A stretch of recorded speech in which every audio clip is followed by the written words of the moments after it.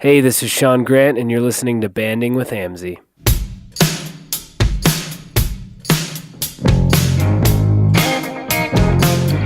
What's up, everybody? Thanks for tuning in to our very first podcast of Banding. In this episode, I sit down with awesome music producer Joe Richmond. You probably recognize his name. He was the drummer producer in the band Churchill, and now he just kills it all around with everything, because he's a badass motherfucker. But seriously, Joe is straight up the real deal. He's probably the most genuine dude I've ever met in the music business, and for that matter, in life. He's kind, caring, and it really makes sense for what he does. And so I wanted to get his backstory about how he became a producer, how he got into music, his previous band, Churchill. So we sat down over a 6-pack of beer, and he told me his story. So let's get to it.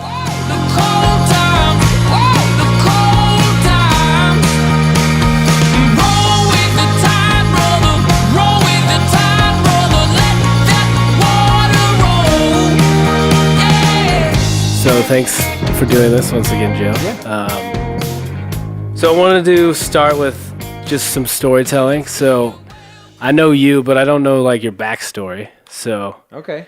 can you tell me how you got into music and how that kind of led to you being a producer?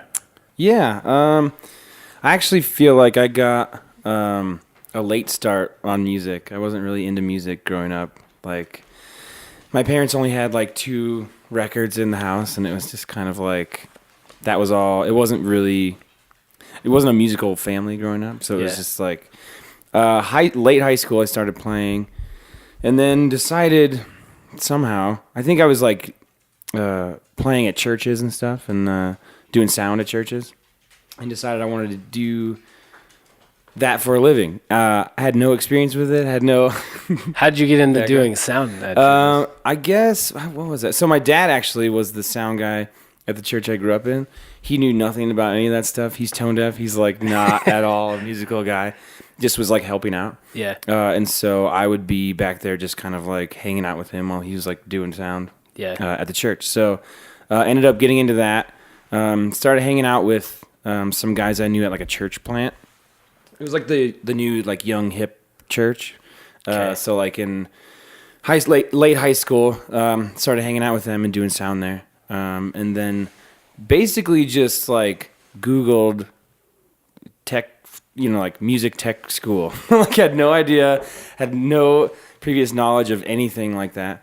And found Full Sail, which is the big, university down in university, air quotes, in Orlando. So I moved down there and went to school down there for music production. And then when I came back, I ended up working with kind of some local bands in town. And for some reason, I decided to come back to Denver instead of go to like LA or New York. Yeah. It's like all the other kids there were split, go LA and New York and everything. Yeah. So ended up back in Denver just working kind of for local bands. And then ended up just kind of luckily working with a band that took off on the radio, and started touring with them. And I kind of didn't realize it, but like before I knew it, I was like, oh, well, I guess this is what I do now. It's like I never really looked at, like I tried to work at big studios and stuff, and I'd give applications. And one thing about Denver is there's a music school here in Denver. So like when I'm going around to studios and stuff, me coming from Florida, it's like they just wanted to hire kids from Denver. So yeah. But yeah, I guess, there's a lot of things in between all of that. That's like the Cliff Note small version. But yeah, I kind of just followed. I wasn't really, I can't ever really remember thinking there was anything else I like definitively wanted to do. It was just always something involved with music. Yeah, and I don't know why I wasn't really die hard into it. I had some friends that were just like, from when they were 13 years old, like all they wanted to do is play music, and I was like, I didn't really care about it. Yeah, I didn't really care about it. I liked the technical side more. Like the recording and so is that because you started So did you start playing an instrument before you started engineering at the church, or were you playing it was kind of around the same time, but I started playing guitar first, just to pick up chicks in high school. It's like there's no... Like we all do. Yeah, exactly. So yeah, I started doing that, and then I guess kind of around the same time, I started playing in the band at church and kind of running sound and helping out with that stuff. So it was like on a parallel. Yeah, it was kind of at the same time. Yeah. But yeah, for some reason I just kind of I don't know why, it was when I picked up that guitar, but it was late high school. I remember my mom still tells me to this day, she's like, you never put that stupid thing down. It's just I was glued to it for some reason. I know that goes. So you said you went to school, but when did you decide, or I didn't even really know what a producer was until after I went to college, really, what a producer does on a record. When did you find out that there was producers and that you wanted to be a producer? Yeah, so when I went to school to be an engineer, just an audio engineer. There was parts of the school that would talked about producing and stuff, but nothing really real life. This is what a producer does, and this is what you need, or whatever. It probably wasn't until there was a band I was working with, Mies, when I came back from college, and they signed a record deal. Went out to L.A. to record a record, and they brought me out there with them just to help out and be there for technical stuff. Or I was just kind of I always felt kind of like the little brother in that band. They all were doing their thing, and I was just kind of along for the ride, like a fly on the wall. Yeah, but I helped out and stuff. Yeah, I started tuning guitars with them, which is I don't know how much you really need that early on, but they just liked having me. So around. You were their tech kind of to start with? Yeah. That's a definitely a good way to get your foot in the door. I mean, I've done that. So yeah, it's just kind of I liked what they were doing as a band, and I saw potential, and so I was like, whatever you need me to do, And early on, they're like, I don't know, tune this guitar. Okay, drive the van. I don't know. So when we went out to L.A. for them to make their record, I was just a fly on the wall during that process, in a big studio with a big producer, and saw all the steps of that and everything that went along with it. And it was really cool because I wasn't really I wasn't there to do a really specific intensive job, so I could just watch and just absorb it. Yeah, and just and not even really ask questions, just hang out in the studio and mental note everything. Yeah. It's so that's what it was kind of like building the framework. Yeah, totally. And I still do things that I learned from that first producer to this day. It was kind of started to build my repertoire of how I produced and how I work with artists. And so you kind of learned the old school way, just being around. Yeah, it's yeah, I think so. I mean, nowadays you have to pay for an internship in a studio, right? And old school, it was you started as a intern, and then a runner, and then an assistant to the engineer or whatever, and then you just worked your way up the chain. So you kind of got to see the old school way as it was kind of going out at the time. It was cool. Yeah, it was cool because it was a big studio. It was it was Dave Grohl's studio out in LA, or the Foo Fighters studio. Was Dave Grohl the producer? No, it was Sean Bevan is his name. Okay. He's done a bunch of stuff. He did all the early, and I'm laughing because he did all the early Marilyn Manson and Nine Inch Nails and stuff, which couldn't be that is so different than the band Mies that he was producing. It was shocking that they chose him, but he was great. He the record is great, and I really loved what he did, and I'm still friends with him to this day. And is he the guy who mixed the Change song? Mm-hmm, yeah, which was the most friends and family discount ever. I was just I don't know, we have no money.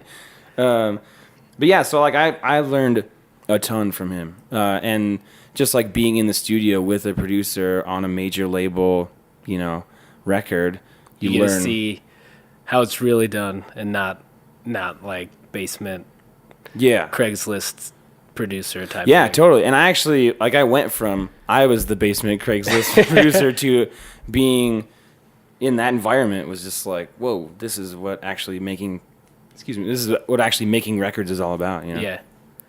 So is that experience is kind of what made you want to be a producer? Yeah, I guess. Or like you had never really thought about it? I'd never really thought about it. I didn't when I went to school, I'm like, okay, an engineer, you know, it's like the band comes in. I always just kind of thought the band came in, the engineer like helped you with how the record sounded and everything, but really the band is like the creative driving force behind it. Yeah. Which it is for the most part, but I learned in those sessions that like what a good producer can take a song from one thing to a whole nother level, you know. Yeah. Just like more. There's just a lot of things you can do when when the band trusts a producer. Yeah. You know, I'd never seen a band just like whatever this guy said, and he's not even in the band. Yeah. They either tried or did, or you know.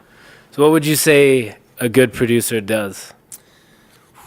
I think I think a good producer facilitates the music that is brought to him or her, and tries to take it from where it is to where the band ultimately wants it to be. Because I think most of the time when someone writes a song, it's always like, at least from what I can tell, is that someone writes a song and they like how it sounds. Is that still going? You're good. Keep going. Yeah, they like how it sounds, but they also hear it in their head in the way they want it, like where they want it to end up, you know? Yeah. And they just need somebody that knows how to get it to that point, you know, whether it be they want it on the radio or they want it in a TV show or film or something like that. There's some, you know, kind of some certain things that you need to do that a lot of people, when they write the song, they don't know. So I think being a producer is knowing where the song wants to go or where everyone wants to go with it and just knowing how to get there. Yeah. Kind of having that objective ear. Yeah, I mean, it definitely helps not, like, being the one person that's, like, not in the band. Yeah, I just think being an outsider, somebody that's outside of the band, having a perspective that's not quite like, just when you're in the band, you write the song, you're so close to it at like when it's being created. Totally. That sometimes you have a hard time letting go of some of the things that maybe aren't necessarily helping the song. Yeah. You know, it's like sometimes you're like, I created that, so I feel like I can't let go of it, you know, even if it's not. I totally understand. I mean, you've been our producer, and there's been some like guitar riffs or something where you're like, I don't think that totally helps the song, and I'm like, well, you know, but it's later you realize like, oh yeah, that was it's a way better song without that blazing guitar riff there. Or well, I mean, I think it all depends too on like where you want to go with the song. You know, like I always believe that you can take any song in a bunch of different directions. I think as a producer, your job is to nail down what the band wants out of the song, and then how to get that out of it, you know? Because if the band doesn't know what they want to do with it, it's like, I don't know, I just like the song. Yeah. This is how we play it. Okay. Yeah. Then you're more of an engineer. You just kind of hit record and you let it go. Yeah. But yeah, I think figuring out what you want out of it and having that specific vision is what I think of good producers know how to get that out of the band and know how to get that out of the song. So kind of figuring out the actual picture of what the band wants plus what the songs need. Yeah. Because I mean ultimately the band is your client. Yeah. Like I'm not making my record, you know, I'm making the band's record, but I just want to help, you know, kind of polish and get everything out of the songs and the performances that I can. Would you say that's true with like bigger, like huge producers, or are they more on the label side than on the band side? Oh, that's a good question. So the few producers that I've worked with that work with like major label artists, and that's mainly their clients. I think it's a little bit of both. I think you kind of have to toe the line of like, the label's paying you. I mean, the band is essentially paying you, but Yeah. you're invoicing the label, and they have strong opinions. But you're in the room creating, like making music with the band. So you kind of have to, toe the line. That's what the hardest part about it, being a producer is like, and also your own opinion. Because your own opinion might not even be the same as either one of those. Yeah. So you're kind of dealing with, and if it's a band of 5 people and those 5 people have an equal voice in the band, then you're talking about 10 different people. You gotta you gotta like please. It's like, okay, well, the bass player's gotta be happy, the A&R guy's gotta be happy, I gotta be happy and comfortable with what I'm doing creatively. Yeah. So yeah, it is definitely Sean, that first kind of major label producer that I worked with.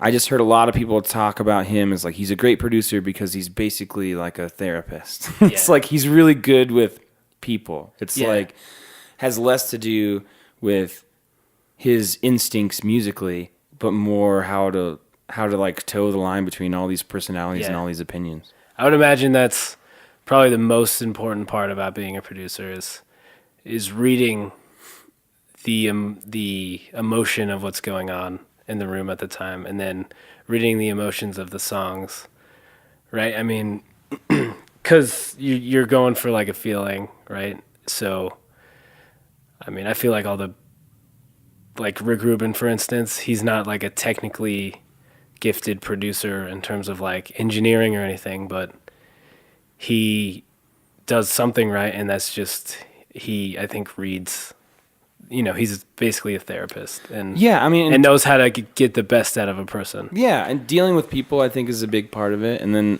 also, I do think that having musical instincts helps a lot, because it's like, because really, as a producer, you're getting paid for your opinion. Yeah. So it's like, if your opinion has proven to have worked in the past for bands trying to get from A to B, then that's how you get more people to call you to get from A to B. So having those instincts and I think being confident and like owning your, like, this is how it should be. Yeah. Like, trust me, this is how it should be. Yeah. Okay, so that's kind of how you got into producing, and so it sounds like it just kind of happened naturally. It wasn't like a conscious choice, like I want to be a producer. Yeah, no, I wanted to be an engineer and play music, which I'm still doing that, and those are the things I have to make like a conscious effort to do. But yeah, I think a lot of it came about the band I was in for a long time. I just ended up producing all of it kind of at a chance. Like it wasn't like when I started with the band, it's like, I'm going to be the producer. Is that Churchill? Yeah. So with Churchill, it was, I had worked with the lead singer. So I'd worked with the lead singer on a solo project. He was living in Nashville at the time. And he moved out to Denver and was like, hey, I'm going to, start doing music. I'd love for you to like record my new band. And his new band was like bluegrass, acoustic guitar, and mandolin. And I was like, you really need drums on this thing. So can I play the drums on it? So I just kind of fell into that. And how I ended up producing the records was I was working at the time managing a recording studio for another band in Denver, The Fray. They had like a studio that they would do pre-production and writing and all that stuff. And I was managing the studio for them, like mostly technical work. But that was like a full-on recording studio. Oh yeah, they were using their like recording budgets to buy gear every like album cycle. So they had like a legit, really nice studio, like, high-end studio that they would do pre-production and writing. That's and all rad. that stuff. Just for their like private use. Yeah, That's it's like sick. huge console and tape machine and all that stuff. It was awesome. And so yeah, since I was kind of just running the studio for them, they would be working during the days, like 9 to 5 kind of thing. And then once they left, I called my band Churchill and was like, hey guys, come up here, we can record for free. So it was really the real reason why I started producing that band is we didn't have any money. Yeah. to go anywhere else. Like most bands, right? Yeah, so it's like, because we couldn't pay anyone else to do it, I was like, well, I'm working at this studio, and it's basically free studio time. Yeah. And because I was the only one that knew how to run anything in there, I just kind of ended up, producing. Yeah, and it was just kind of like over time, people got more and more comfortable with my musical instincts, not just my like technical savvy of the studio. It was just like, oh, what if you tried this different part or this different part? And so it went from just being an engineer and like facilitating the technical side of it, yeah, to like starting to have input on other people's parts musically. So, and it fit, and everyone in the band seemed comfortable with it, and so I just kind of was like, oh, they like my opinion, so I'll just keep giving it. So I think that's just kind of, I was like, oh, that's what a producer does. You just kind of put what you think is the direction of the song out there. And yeah, it's like, I think you hear it in a certain way. Yeah. And you're like, I think this is how I think it should be. And then, I mean, are you cool with it as the band? Yeah. Like, is this the vision? So you kind of got like a more organic way of doing it, instead of having like that initial pressure of like, we're paying you. Yeah. What's your opinion? It was more of just like, you slowly were like sliding your ideas. It was a really safe place to like learn how to give my musical opinion to other musicians that were actually better than me at what I was asking them to do. Yeah. It's like, because they weren't paying me, it was like, great, if you don't like my opinion, then get out of here. Yeah. It's like, you're not even paying. So yeah, it was a really safe space to kind of like learn how to do that. That's right. So I guess that brings me to my next question. Was Churchill your first band that you ever produced, or was there bands before that you produced? There was a few bands before that I produced, mostly like singer-songwriters. So like the lead singer for Churchill, before it was Churchill, he was living in Nashville, and he came out to Denver for a week, and I like produced and recorded his record. So how did you know him? I actually kind of not grew up with him, but like a real good friend of mine growing up, that we were like doing music at the church stuff, was really good friends with Tim, the singer. And he was younger, and he would always kind of be like, hey, my buddy Tim like plays and writes songs and stuff, you should check it out, and would play me stuff. And I'm like, okay. I'm like, I didn't really think too much about it or care that much about it early on. So years later, he was living in Nashville, and I was in Denver, and he just hit me up basically because this buddy of mine that I grew up with had kind of recommended, he's like, Joe works at a studio now and like records stuff, you should come out and record with him. And so we did that for a week, and then there was another singer-songwriter guy that I'd played in different churches and stuff with, that I did a record with, kind of like hodgepodge in different studios and basements and all of that stuff. But I really hadn't done a lot. I'd done just a few bands. But I was actually, when I was working with Mies, I was on the road a lot and like teching and doing sound and all of that stuff. So I was kind of splitting my time between like producing and like traveling and doing front of house and stuff.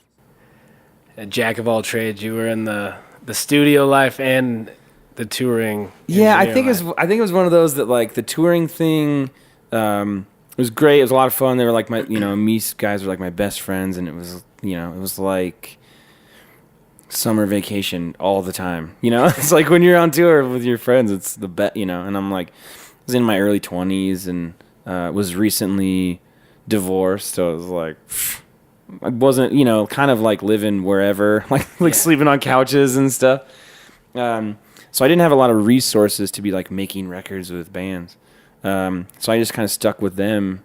And then when that band broke up, it was like, okay, now I got to figure out kind of my next move. So when I was home, I would just work on trying to produce records. Honestly, a lot of them, people just came to me and asked me. I was like, oh, you know how to do this. Do you want to... So it was less producing and more engineering. Yeah. And it was like, can you just hit record on this thing while I play? And kind of like, were you like filling in here and there, like producing it, like engineer producing, as they would call it? Yeah. I mean, I've always done all of my own engineering. I honestly can't, I don't know what that would be like to have like, someone else engineer, and you're just the like Rick Rubin sitting in the back, you're just like, meditating in the corner. Yeah, it's like I don't know what that would be like. So I've always just, I think, and mostly out of necessity, you know? Yeah. Because it's like I'm working with bands that don't have the money to go to a big studio, one.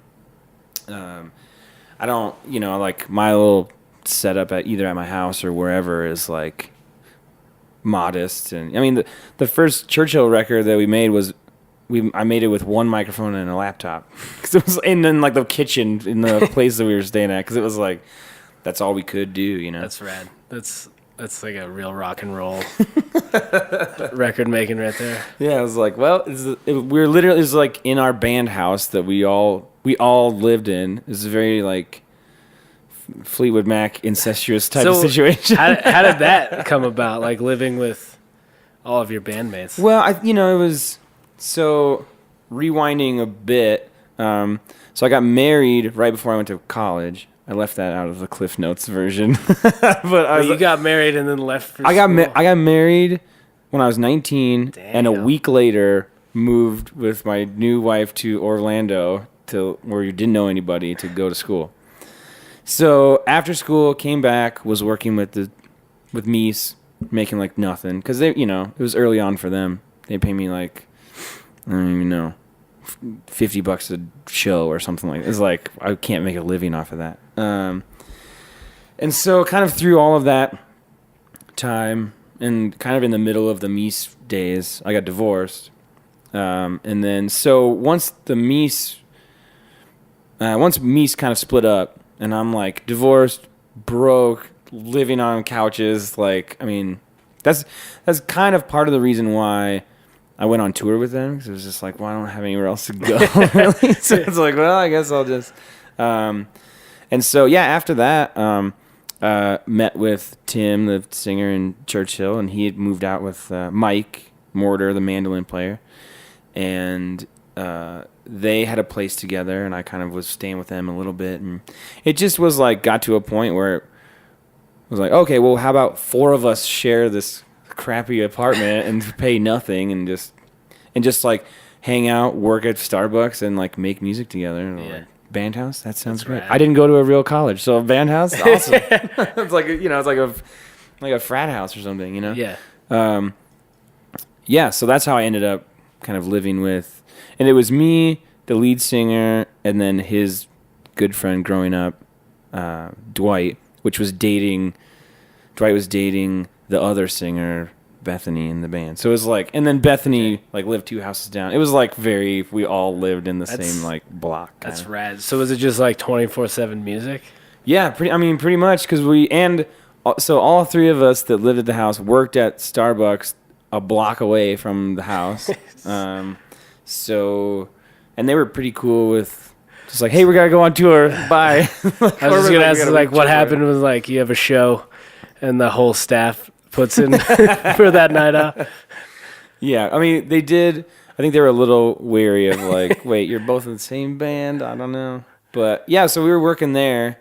Yeah, and just like living a block away. And it was over in like North City Park, which is a few blocks away from my favorite venue of all time, the Bluebird Theater. So it's like, love that venue. We were just there. We were just like, basically just be going to shows, playing shows, rehearsing, or partying at the house, or like, and like bringing other bands and stuff too.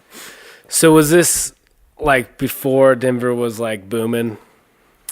Well, like, was rent still affordable, I guess is what I'm trying to say. Yeah. Oh, I mean, so yeah, we paid like, I think I paid $300 a month or something. Damn, because I lived in the basement, which wasn't even really a room. It was just like a giant kind of unfinished. It was like the size of the upstairs, all just one room with like a utility sink and washer and dryer in it. And I was like, well, I'll just live down there and just basically set up a studio. That's rad. And then just put my mattress on the floor. It's like, yeah, all right. So we like rehearsed down there. We recorded down there. And I slept down there sometimes. So it was, it was very, and it was like, $300 a month or something like that. Yeah, so it was affordable. And actually, we were in a duplex, and the back of the duplex was Pat and Nate Meese and Pat's wife, Tiffany, at the time. So it was like literally the Meeses in the back and Churchill in the front of this duplex, like 2 blocks away from the Bluebird. Yeah, That's so. right. And we were there for a few years while the band was kind of taking off. Just doing kind of like the band house thing. That's so. I wish more bands did that. I wish my band did that. Wilderness is kind of like that. They're like, well, I guess the 2 of the guys live in the house that I just went to last night to like for a rehearsal or whatever. 2 of the guys live there, and they like rehearse in the basement. And I'm just like, oh man, like brings back memories. Whoa, Flashbacks. Yeah. I've had it cushy for too long. I'm like, I forget what it's like to like, hustle in a band and like work at Starbucks and all live in the same house and like live off of nothing just to see if the band just to like out. make it go, because you kind of have to. Being in a band is like you kind of have to. I feel like it's like an all or nothing, It's like bands don't do well if you're just like, well, sometimes we'll just kind of play. I don't know. Yeah. You kind of have to be all in if you want it to work, So being a musician, producer, engineer, do you find it hard to stay inspired musically? I know I've hung out with you a couple times and you're like, I don't even listen to music that much anymore. That's definitely a thing I say to everyone. It's kind of a joke, but also kind of true. Like I find myself, because right now I'm playing with like 2 different bands, producing a handful, running sound for another handful. I mean, you're looking at like 10 bands or something like that. And it just, I just always have all of these songs just swirling around in my head all the time. It's just like these different songs from different bands will just be like popping in my, like I'll wake up every morning with a different song stuck in my head for like a different band. And because most of my work is like working with these bands and their songs, it's hard for me to just like disconnect from that and listen to music just to listen to it, you know? As an engineer, I'm like when I listen to music, a lot of times I'm critical. I'm just like, oh, that snare sound is weird, or very specific things. As a producer, I'm just like, why would they do that in the song? Like that's weird. As a musician, I'm just like, why are they playing that? I'm just like very critical of it. Yeah. Because that's most of my job is as a producer being critical, as an engineer being critical of how things sound, and as a musician being critical of like the parts that I'm playing for these songs. So because that's just, I do that most of the time, it's really hard for me to disconnect and just like listen for fun. Yeah. I listen to like talk radio most of the time because it's like not music. My uncle's in like the movie business, and I was talking to him one time, and he told me kind of a similar story. He said a lot of directors they won't watch TV or movies. They just like will watch documentaries or something that's so different from what they do day in, day out that just I get it. Well, I'm huge into films and TV and stuff. So like that's like films and TV and all that stuff. I'm in, like a minute into it, I'm like, I'm hooked. I live in this world now. I'm like, I believe it, no matter how. That's how I kind of like can disconnect from things. Because I know a lot of people, music is like they just put on their headphones and just like go to a different place. Totally. So TV and film is kind of like how music was prior to being an engineer, producer, musician. Because I know as a musician how that is. Like you listen to something and instead of listening to the song, you're just being critical of what's going on. Mm. Yeah, and I do that with like all different kind of aspects of it, It's like how it sounds, how it sounds, how it's produced, how it's played, all of that stuff. So I have a hard time, disconnecting from that stuff. But even before I started producing, music wasn't really an escape for me. It was just it was never really. I just never really thought too much about it. Yeah. I'm just like, I don't know. That's rad. It seems like you have, it's always been like really natural. And a lot of people, they like, they have to really focus and it's like come natural, which I think is the better approach to music. Yeah. Because you probably don't overthink anything. You just let things happen. Yeah. I am very much like a go with my gut instinct and like, yeah, this feels great. Let's do that. That sounds great. Let's do that. And I'm quick to just be like, yeah, this is done. I don't need to like, I've heard a lot of music that just sounds overcooked, like overdone. You know, it's just like, it sounds like people are thinking really hard about it or what they should do or what, you know. Yeah. I just like really natural, you know, just like, I don't know. But yeah, I was never really analytical about it. You know, I'm just like, I like the way that sounds. Great. Yeah. Done. Like that's kind of how my brain works. Yeah. That's the way it should be. Well, I don't know. Commit, right? I think there's some people, I think there's definitely a valid, there's something valid about like people that are super nitpicky and will like make sure things are perfect, because there's definitely, you know, there's records that I've made that I go back and listen. I'm like, I wish I would have paid a little bit more attention to that. You know, it's like I wish I would have just fixed that one thing. You know, it's funny because it's kind of, when you put out a record, that's what it is, and that's like a stamp of that time in your life and that time in your whatever you're doing. So all of the like little things that are maybe not perfect, I'm mostly okay with that stuff, but there's definitely sometimes like, I wish I had a little bit more attention to details on that one. And I'm constantly learning, you know. Yeah. Just like, you know what? Just like go back and double check, you know, or like make sure, or like go back and like pay a little bit more attention to this or that or what. I mean, that's how you get better though, right? Yeah. You just keep growing and evolving.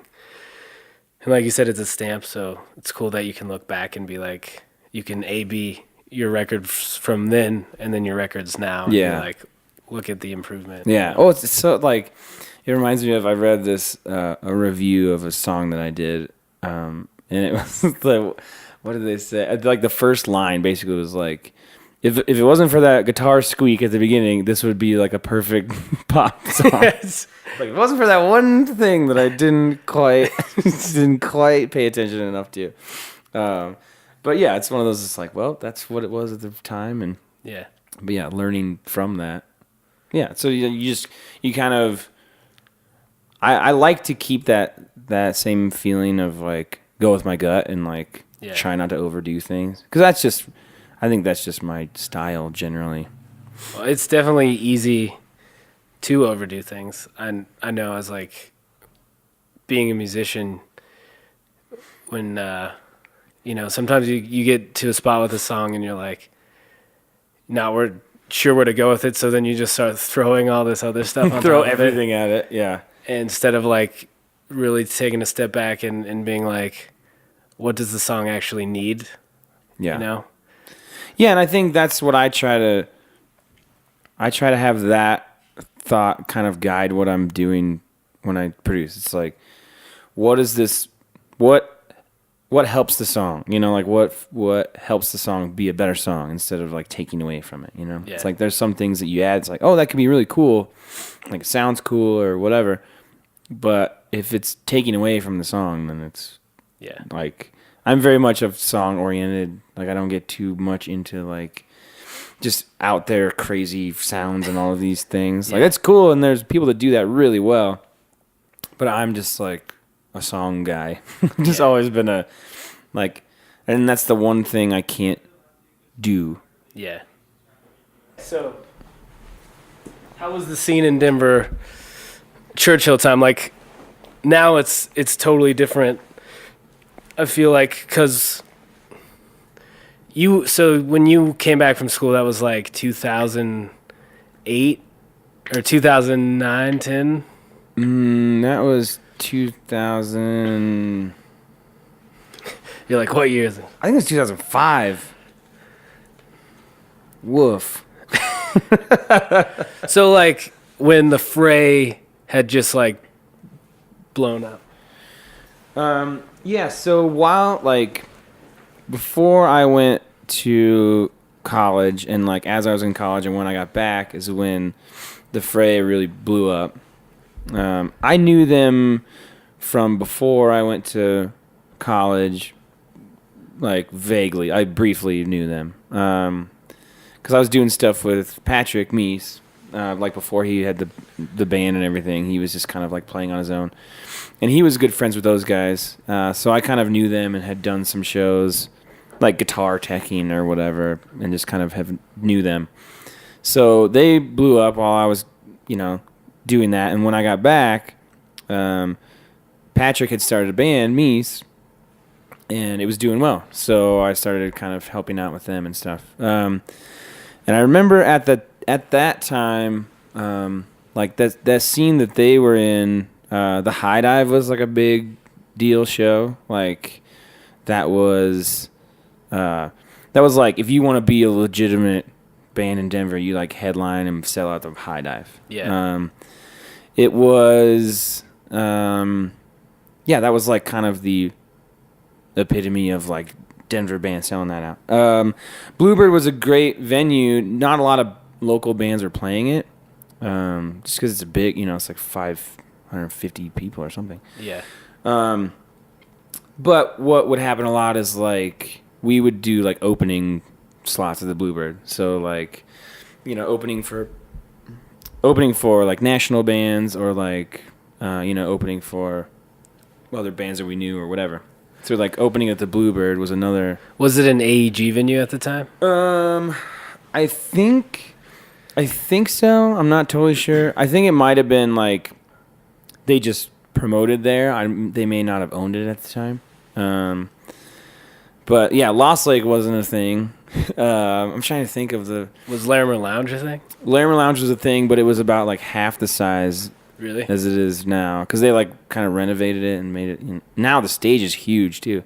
It was like half the size. Didn't have a green room. It was like, but it was a place. But like we'd play there and make like $15. It's like that wasn't like necessarily. Like, the High Dive was more of, like, the spot to play, and that's, like, the people that we knew were all there and stuff, too.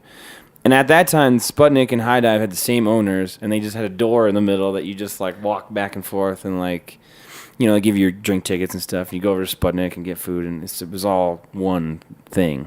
Okay. So, and I think, there was the same owners for a while. Trying to think. But really, like, the Bluebird in the High Dive and sometimes Larimer Lounge, but like those were the big places. Early on with Churchill, the Meadowlark was like the only place that would book us to play. So it was like it started with they had a really awesome open mic night, and so Tim and Mike would go and do the open mic night, and Jonathan Bitts, that he now owns Syntax. He was like booking at the Meadowlark, and he liked the band, and so booked us. They used to have like an outdoor stage out back that we played a couple times, and then would play like inside. But like that was like our place to play. Yeah. I remember thinking just like, oh man, if we could only just play the High Dive, if they'd only just like let us play there, because it's like it's a dive bar. And we're basically like a bluegrass band, so it's like maybe someday they'll let us play there. That's been a venue on my kind of bucket list to play. Nick, the bass player in AMZY, in high school, his band played there. Yeah. And that was like 2006-ish. Yeah. And I remember being like, oh my God. You've never played the High Dive? No. Wow. Never, right? I want to. Well, it's interesting. I think why like High Dive comes to mind, why I brought that up. I don't think it's the same anymore. I don't think it's as much of a like rite of passage place anymore. There was a lot. I mean, there was less venues. Like Summit Music Hall wasn't a thing. Yeah. Lost Lake wasn't a thing. And then in Summit, there's the Moon Room. Yeah, so it's like all the smaller. Yeah, and like there just wasn't as many venues. Syntax wasn't a thing. Like. So there was just these like, okay, you do High Dive, you do Larimer, you do Bluebird. Yeah. Basically kind of was like the trajectory, Yeah. Just now there's just so many different ways you could do that. You can avoid some places or, you don't like necessarily have to Well, I remember when we set out to like book our first show, my first pick was the High Dive. And so I think I hit him up and, it was like, you can get like a Wednesday night or something. Yeah. And then we hit up Moe's Barbecue off South Broadway next to the Gothic. Yeah. And got like a Friday night. So it was just like, we went with the better date. Right. So. Yeah, I mean, and early on for us, we would do, like, High Dive would be like, we would open shows, because it's like, obviously they wouldn't give us a show, like, who the hell are you? But, yeah, so we would, like, open shows. So we would, like, our first EP release was we opened up for a national band that was coming through, and, like, those poor dudes, like, we, like, hustled to get people there, and so it was like packed, and then once we're done everyone left and it was like, oh great, this band hates us now.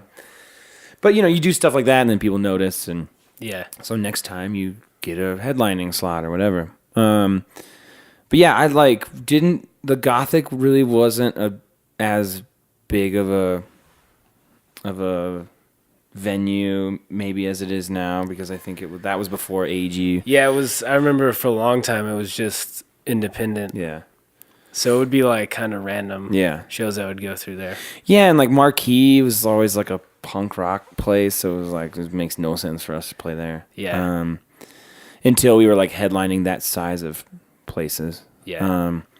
But yeah, I think there's just a lot more steps you can do in terms of what you can do with a band now. It's like, oh, you start, Lost Lake, and there's a bunch of different places you can work your way up. At the time, it just felt like there was only a few places we could play, you know? And Larimer and High Dive. Walnut Room was there, but before Rhino blew up, it was like middle of nowhere. It's like no one's going down there. It's like it's impossible. It was hard enough when we first started doing stuff to even get people to Larimer Lounge. Yeah. Because at the time, Rhino was 5 Points, which still is, and there was like nothing there. Yeah. So that's part of it too, is like those places down there now. It's the hip part of town. Yeah, it's a lot easier to get people to come down to that area. Yeah. So. Because you got all your hip breweries and coffee shops and all that.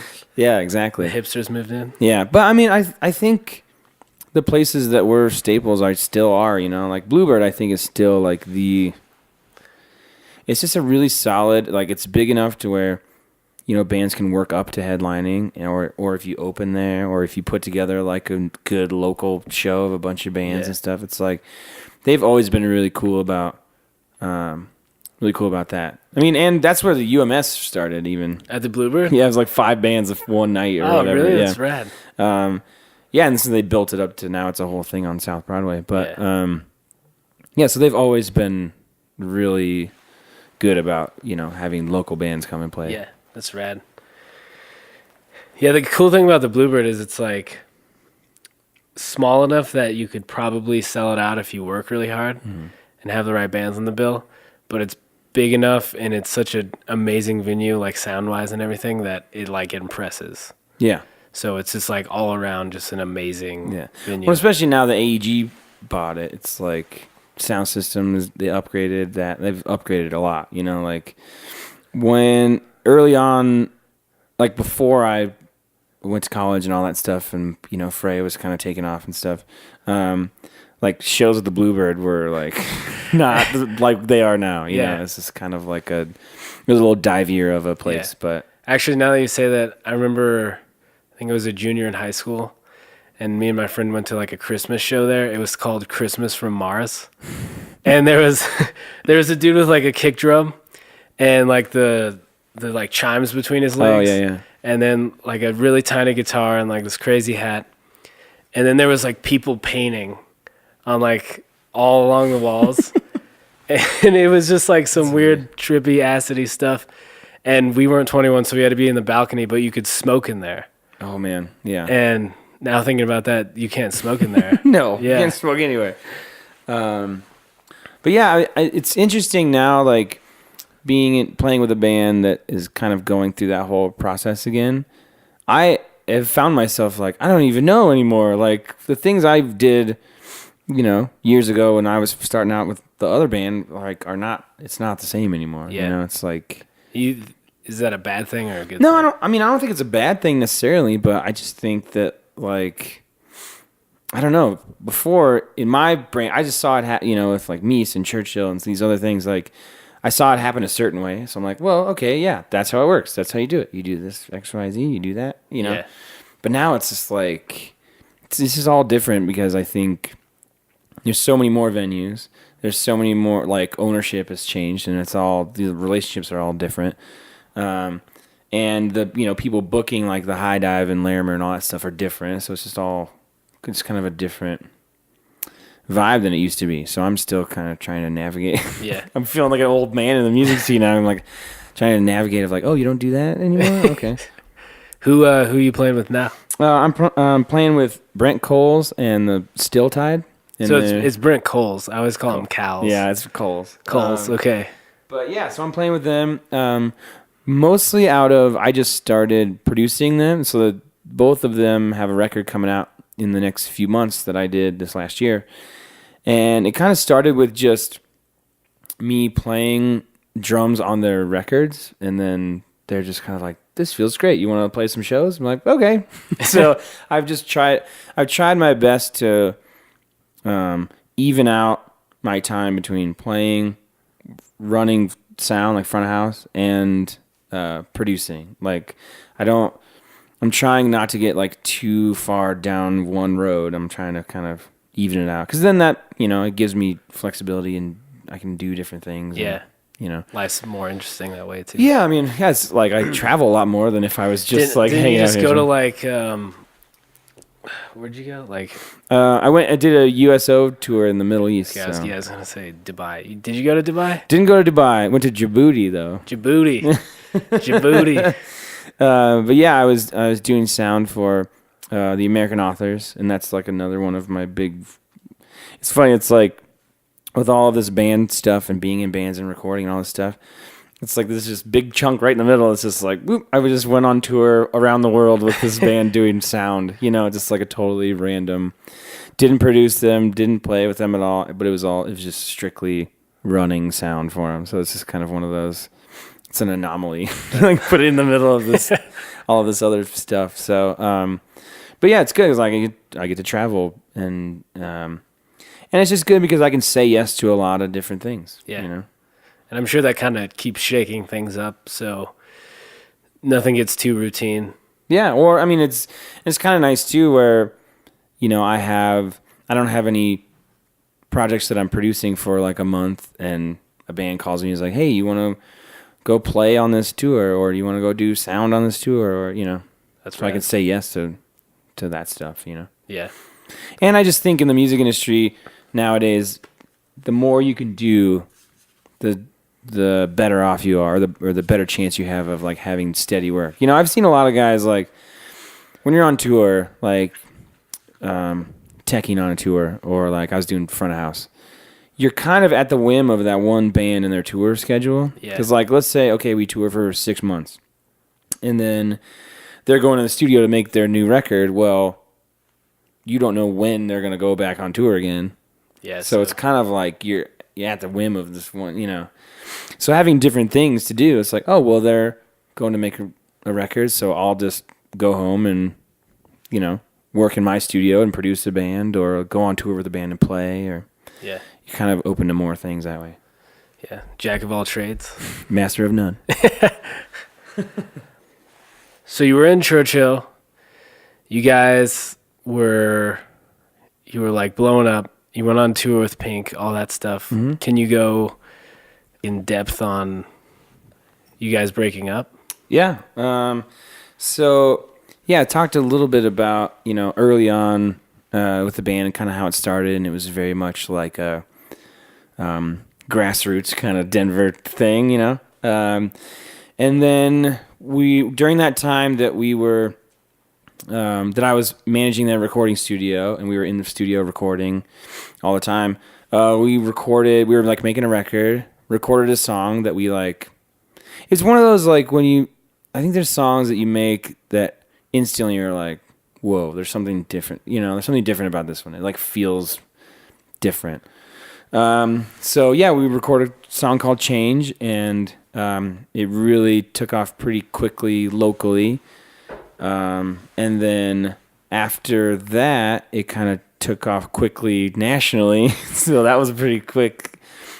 Signed a record deal with a major label, and the Pink thing is so funny. They our manager at the time was like a friend of ours, and we were on tour with Philip Phillips, I think. Like, you remember that guy, the American Idol dude? Yeah, he had that song in that like credit card commercial or the insurance. Ring? Yeah. So we were on tour with him, and our manager was like, "So, do you guys want to go on tour with Pink in Europe for 6 weeks?" Like, shut up. It's not funny. And she's like, "No, she saw your music video and called and wants to take you out on tour." It's like, okay. So you're like, hell yeah. yeah. So we went out on tour with Pink in Europe for 6 weeks, and all sold out arenas, and it was the craziest, crazy. Because we had just done like a 12-week run with, or maybe it was 6 weeks or something, with Philip Phillips, and we went like straight into this one. And then it was like right after South by Southwest and all this stuff. It was just all just back to back. So, we were on tour for, I don't even know, 8 months or something like that. So once we got back from Europe, we were finishing up our full-length record with the label. Everything was done. We'd already recorded it, and we had recorded some songs out in LA with Brendan O'Brien. It's like big rock producer, did like all the Pearl Jam stuff, and like he did the Killers too, didn't he? Yeah. Or did Brandon Flowers, I think, his solo record. Okay. And actually worked with the Fray. That's how I met him. I was working in their studio when he was working with them, and so I got to know him a little bit through that. Okay. That's rad. Yeah. So the record was done. Everything was like ready to go, and had all these tours planned and everything. And try to think of how to navigate this. It's not. When you're in a band with your good friends for a long enough time, just things dynamically just can be weird. It's like you're living with these people for months at a time. It's like starting a small business with your friends. You're dealing with money. You're dealing with splitting money. You're dealing with being gone from loved ones for months at a time. You're dealing with all of these things. You're having to make decisions together. Yeah. It's like you're basically on a bus. You're living in a 1-bedroom apartment on wheels with like 7 people in it. So it's like, there's a lot of, there can be a lot of tension, you know? And I just think that the tension and the amount of success and how quickly was difficult for everyone to navigate. It was just too, people just started, like, I know I was drinking a lot and like just, and then Bethany, our one of the singers, was like having a hard time with stress and things like that, because she went from being just like kind of keyboard player, background singer, to like the song that we did, she all of a sudden is the face of the band. Yeah, because so I think that was hard for her, and also hard for Tim, the singer, because that was his band and he was his front guy, and then all of a sudden it was just completely swapped. It's just like completely upside down. So I just think that everyone in their own way was just like, I always feel like bands have like a lifespan.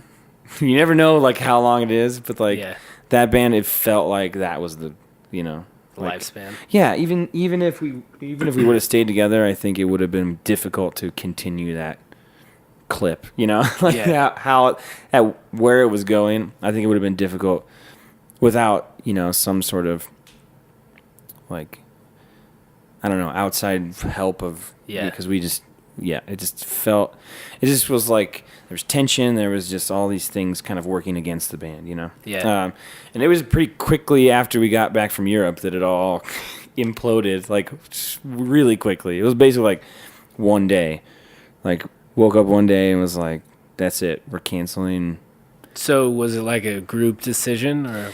Yeah, Was it I mean, like it was one like kind of a slow. It was a slow thing. It was like, some kind of interpersonal turmoil came up, and it was like, okay, well, can we continue this band this way?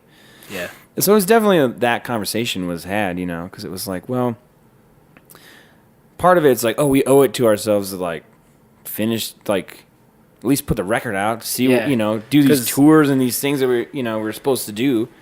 You finished a complete record, didn't you, with Brendan O'Brien and Ryan Tedder?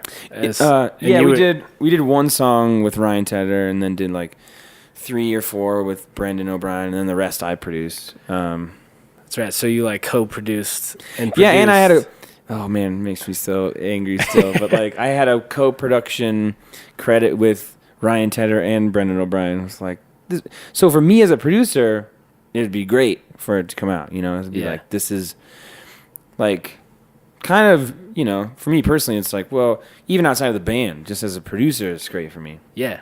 It's that big thing on your like, yeah, it's the big, it's the big thing on your portfolio. Yeah, so. Totally. So, there was all these, there was discussions about like, well, should we just do this and like get through it and then figure it out after because we were just starting to make money. We had all these tours, like we had to cancel the Tonight Show. We had to cancel Good Morning America. We canceled the One Republic tour, like all of the things that are just, and I know every other person in every band that I know was just like, like so like what is wrong? Like, because there are a lot of people are just like, couldn't you just figure it out? Like couldn't you just like. But it was a thing that I've always. It's probably a lot more complicated. Oh yeah, totally. Well, and I always have felt like the band was never worth people's lives being destroyed to me. Yeah. And that's where it was headed. So it was just like, it's just not. To me, it just wasn't worth it. Yeah. So I even got to a point where I was just like, all right, guys, if you want to do this, I don't think this is, because it was like, okay, well, we'll make this happen, and I was just like, I don't see this being healthy or good or anything. Yeah. I was like, how about if we do this, you can just like hire me as the drummer, but I'm out of the band because I don't want to be tied to that.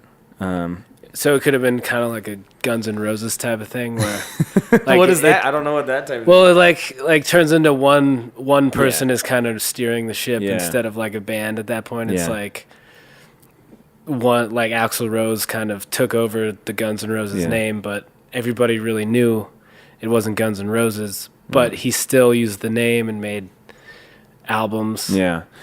I mean, I think it was just like, well, we'll go through these things that we have to, that we committed to do, and like make some money and all this stuff. But I was like, great, I'll do that, but just like pay me to be your drummer and producer, because I don't want to be a part of this. What I felt like was a really unhealthy situation that I think, in order for people to be okay, just needed to be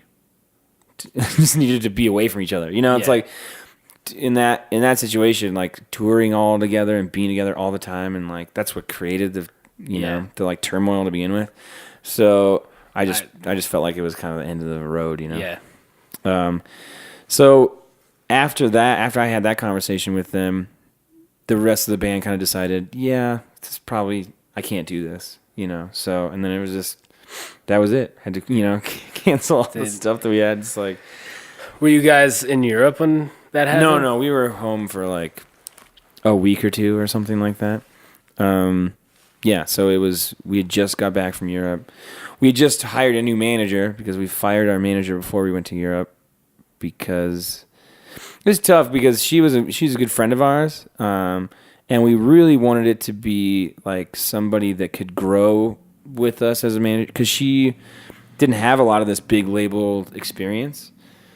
It just kind of all happened so fast that we just couldn't keep her on anymore. Yeah. Just because she had never done it, and it was just happening too fast for her to learn on the job. Yeah. So we fired her right before we went to Europe. So while we were in Europe, I kind of had to be our manager because we didn't have one. And we had basically every like major management company would fly out and like take us out and schmooze and like, oh, hey, whatever, you know, like everyone. So it, you know, the Europe trip was so funny because it was like we were kind of managing ourselves. All these people were coming out and schmoozing us. We're playing sold out arenas. I think it's just like messes with your head if you go from like a normal band that's touring around and having fun and playing music to that overnight. It's just like, So it was like 0 to 100. yeah, I was like, what? It's like, yeah, I think everyone is kind of affects in some way, you know. It's like, whoa, it doesn't feel real, you know. Yeah.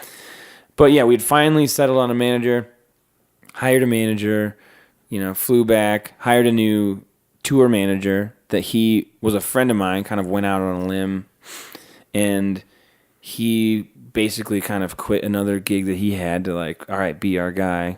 He ended up never even doing a show with us because like we broke up before we did any shows. And just like turned down all these people in the industry. And then the label that we were on, actually, right after that happened, it was like a joint venture with Interscope. And they sold their half back to Interscope. So then all of a sudden the label didn't even exist. And we had this record that we made that we couldn't put out. And yeah, it was just like everything was upside down. It's crazy. And it all happened in that like, short amount of time. Yeah, like, so my girlfriend at the time, which I live with her now, thank goodness I held on to that one. But we had just kind of started dating while I was on tour in Europe, like kind of talking back and forth or whatever. I had an apartment, but we weren't really making money, so I didn't sign a new lease, and I was like, well, we're on tour for the next year. I'll just like figure it out. I'm home I'm supposed to be a week, and then gone forever. And she's like, oh, you can stay with me during this week and whatever. I was like, okay, cool. And like 2 days into that week, was like, surprise, I'm homeless and don't have a job anymore. Like the band broke up. I'm not going back on tour, and, you know, yeah. So it was just like, I mean, it was that quick. Yeah. You know, I was like, we weren't making money as a band yet because, you know, those big tours, my Pink tour cost us $125,000. So, and we weren't making that. Yeah. So, you know, the labels like helping pay for that stuff. And, yeah, so it was just like, we went from everything right there for us, like that was it, you know. Yeah, we were doing it. I remember when I found out, I didn't believe it. I don't remember. I think I was at a show or something, and I heard that Nerf, the local DJ, that you guys broke up, and I was like, oh, that's not true. There's no way that's true. There's no way. And then I went home, and I was like looking it up online, and there was nothing. And then like week after that, there was like nothing. And I was like, yeah, it's just some BS, you know, like when they say like Jack Nicholson died or something, yeah, and yeah. he didn't. I was like, it's just internet BS. Yeah. And then I keep searching every day, and then one day, I think it was Reverb, that site Reverb, yeah. one place said you guys broke up, and it was like a really small, and I think it's still the only thing. Yeah, and even if you go to any of our stuff, it literally is like everyone in the band just disappeared one day. Like you just stopped going on Facebook. Yeah, just nothing. Didn't have an announcement, didn't have anything. Yeah, that's why I didn't believe it. I was like, no way. And then that one article. Yeah. Well, because as soon as people heard, they're like, everyone's calling me and emailing like, hey, do you want to talk about it? Do you want to say anything? And it was like we were trying to figure out what we wanted to do, or like, I don't know. And we just never said anything to anyone, which is probably a jerk move. I don't know. But like maybe you guys are just secretly all going to get back together. That I would not bet on that. But yeah, and it's pretty amazing. I still get people, you know, commenting about, you know, how much they love the band, love the music. And so it's a weird thing to just like uproot a thing like that people you've never even met before, it impacted them, you know? Yeah. Like that's just a weird. The American Authors guys, when I started working with them, they're like tour manager. I'd go back into the he's working on something, and I'm go to ask him something. He's like blaring of Churchill on his computer. He's like, "Oh," genuinely, people, even the guys in the band are still just like, man, they're like best records that never came out because I gave it to them. But yeah, it's just weird to like have something that I felt was so good that had so much success just disappear, and then we all for some reason just like pretended like it didn't happen. You know, it's like, I mean, that's what it seemed like. I remember. Hey, anyone know anyone? Did they break up? Like, what's going on here? Yeah, I don't think I ever got to that. When it's interesting after that whole thing too, it's like Tyler, the bass player, moved to Chicago. Bethany stopped doing music, as far as I could tell. Tim, the singer, went to Nashville. Mike went with his wife to Italy to like teach English, and so I was the only one that kept doing music in Denver. And it's such a weird, like, man, must have been at least a year of like, that's all anyone wanted to talk to me about. Yeah. It's getting better now. Yeah. But it's like anyone that saw me, that's all anyone wanted to talk about. So it's just kind of, but fighting through that and getting kind of to the other side of it. And now what I feel great about now is I have less people coming to me about what I did with Churchill and more about what I'm doing now with other bands. So it's like I feel like I kind of fought through that like that weird wall of like being known as like the band that messed it up. The band that like let it get away from them. Like that's what everyone thinks. Like, how could you do that? What's wrong with you? Yeah. Because everyone's like, what? You just threw in the towel just like that? Yeah, exactly. That's what everyone You couldn't make it work, man? Yeah, exactly. Everyone's like, well, you should have just, She just stuck it out and hated each other. Yeah, no, it's great. I mean, even the label was, I remember one time one of the guys called me and it's like, man, just imagine if you could just like figure out a way to make this work. That'd be a great story. It's like, it's people's lives, It's not like... It's not a story. Yeah. It's not a headline. Yeah. Right after that happened, did you jump right back into music, or were you like done with music? No, I mean, music for me has been the only thing that I've really like, it's really come naturally and been able to do. Like any other normal job I've had has been just a complete disaster. So it's like, I think I was just trying to figure out what I wanted to do, but pretty soon, I started working in the kitchen of a coffee shop because I was like, I need something. And while I was doing that, is actually when a buddy of mine manages Mies and manages a bunch of different bands. He called me about a band that he had that needed a sound guy. And he called me because I used to, I ran sound for Mies forever ago. And it was the American Authors, and it was right when they were like taking off. So I actually just jumped right into that. And it went from like, hey, just kind of do some touring to like was out for them for 6 months straight. And then they were like, and the next 6 months is booked. So it like jumped pretty quickly into that world. But I realized pretty quick that I didn't want to be a full-time front of house engineer. So after about 6 months, I quit touring with them. And while I was touring with them, I would just like buy gear and like, because I was making quite a bit more money. Because Churchill, I never made money, so because it was like all investment, Yeah.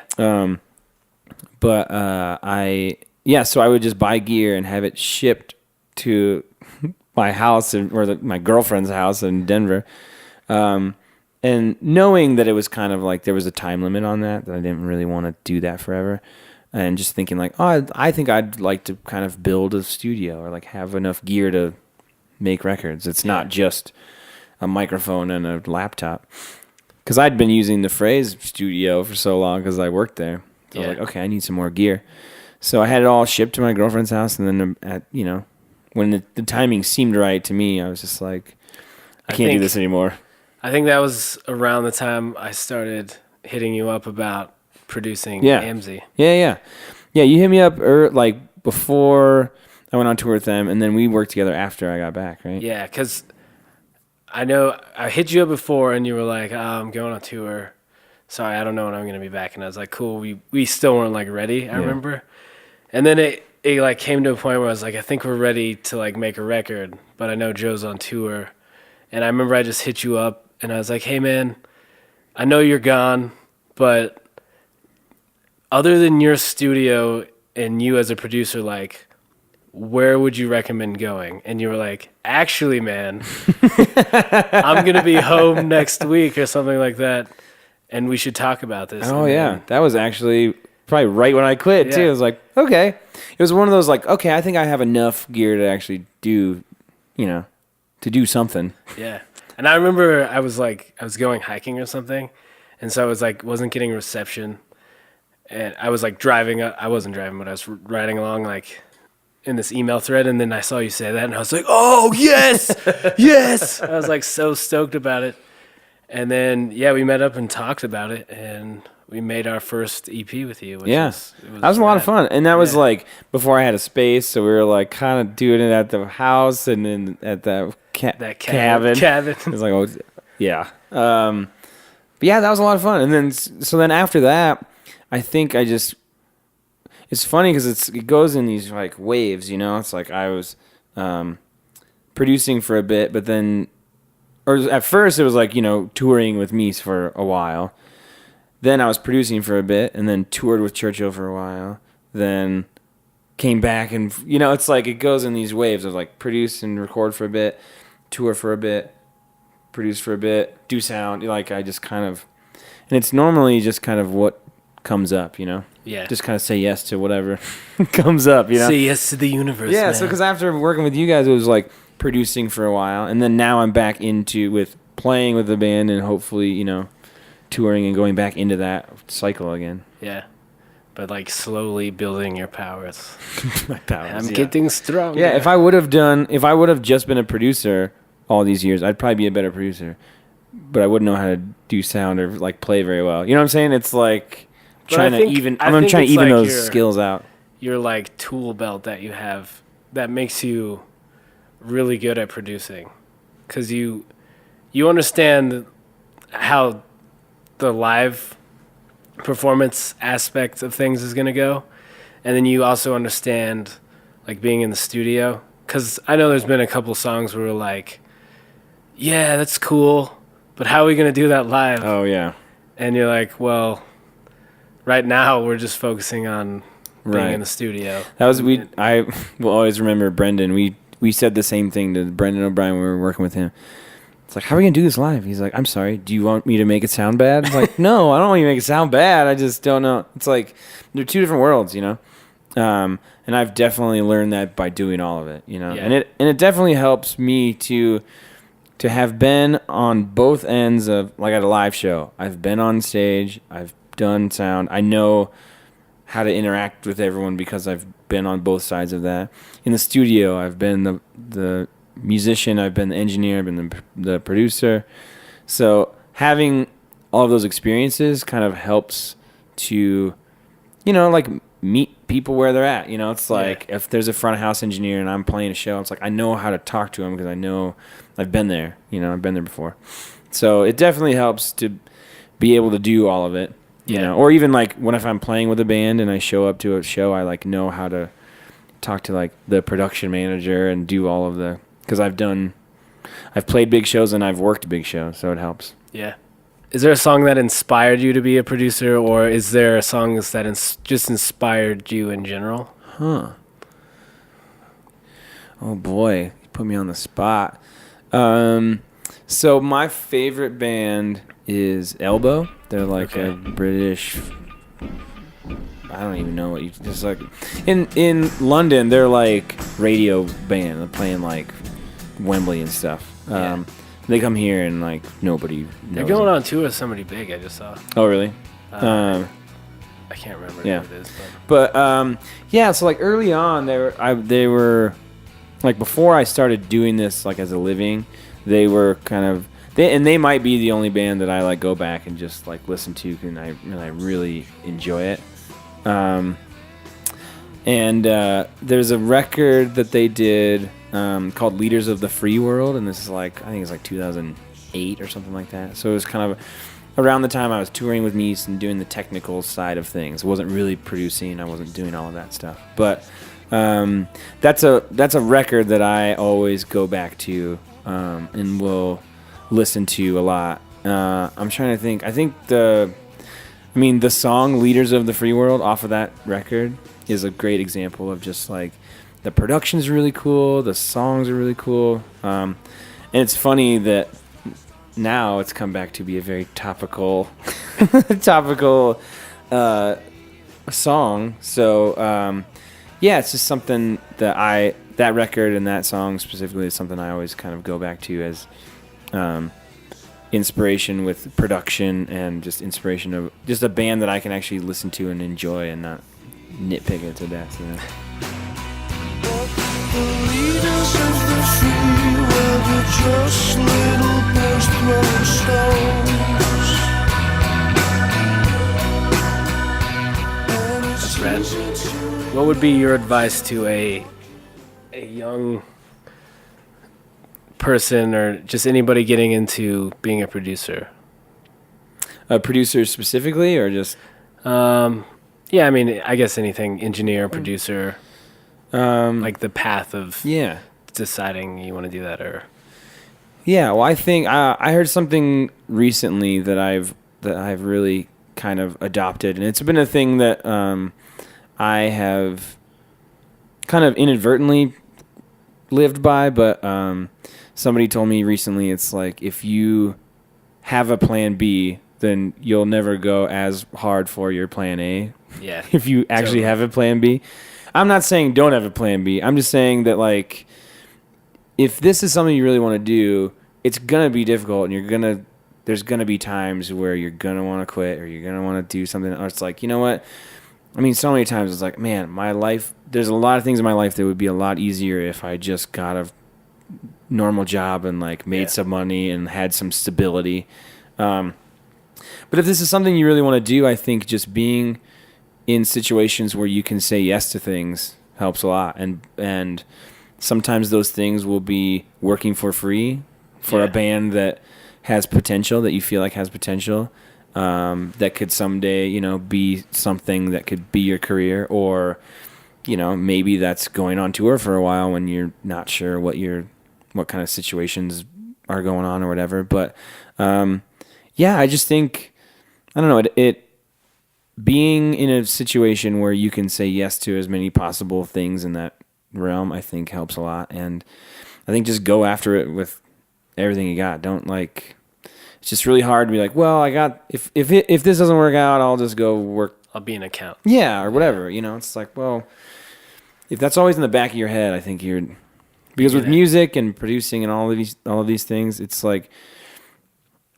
you're never going to find a company to hire you and give you benefits and all of this stuff. It's you are starting a small business yourself, and it's extremely difficult, and there's a lot of ups and downs, but I think it's worth it. Yeah. Yeah, you have to find your own way, basically. So. Yeah, and a lot of it's going to be free work and stuff you don't want to do, or, going on tour for a while, or, just making it happen. Well, right on, man. Thanks for talking to me. Cool, yeah. I appreciate it, man. Yeah. Thanks for having me. Thanks, dude. You and me, honey, got nothing to say, so put your sorries in a box for a rainy day. Put the box in the cupboard where you put your shame, and when you come around here, don't speak my name. All right, there it is, our very first podcast. I would like to thank Joe Richmond for coming on and being our very first guest. Keep an eye out in the next couple of days. I'm going to release a playlist of the top tracks that inspired Joe as a musician, producer. And if you all like this, please share with your friends, subscribe, and stay tuned for more to come. Thank you. Take it easy.